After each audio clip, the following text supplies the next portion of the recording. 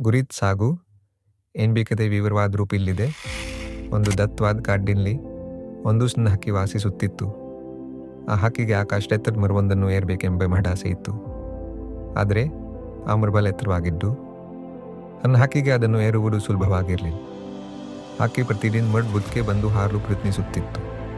ಆದರೆ ಸ್ವಲ್ಪ ಎತ್ತರ ಹಾರಿದ ನಂತರ ಆಯಾಸ್ಕೊಂಡು ಕೆಳಗೆ ಬೀಳುತ್ತಿತ್ತು.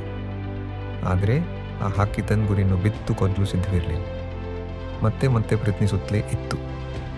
ಒಂದು ದಿನ ಹಕ್ಕಿ ತನ್ನೆಲ್ಲ ಶಕ್ತಿಯನ್ನು ಒಟ್ಟುಗೂಡಿಸಿ ಇನ್ನಷ್ಟು ಎತ್ತರಕ್ಕೆ ಹಾರಲು ಪ್ರಯತ್ನಿಸಿತು. ಈ ಬಾರಿ ಅದು ಹಿಂದಿನ ಬಾರಿಗಿಂತಲೂ ಹೆಚ್ಚು ಎತ್ತರಕ್ಕೆ ಹಾರಿತು. ಆದರೆ ದುರದೃಷ್ಟವಶಾತ್ ಅದು ಮತ್ತೆ ಕೆಳಗೆ ಬಿತ್ತು. ಆದರೆ ಈ ಬಾರಿ ಹಕ್ಕಿ ನಿರಾಶೆಗೊಳ್ಳಲಿಲ್ಲ. ಅದು ತನ್ನ ತಪ್ಪನ್ನು ಅರಿತುಕೊಂಡು ತನ್ನ ತಂತ್ರವನ್ನು ಬದಲಾಯಿಸಿತು.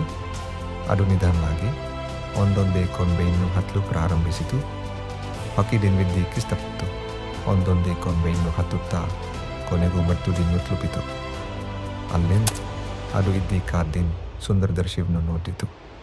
ಆ ಕ್ಷಣ ಹಕ್ಕಿಗೆ ತನ್ನ ಗುರಿಯನ್ನು ಸಾಧಿಸಿದ ಸಂತೋಷವನ್ನು ನೀಡಿತು.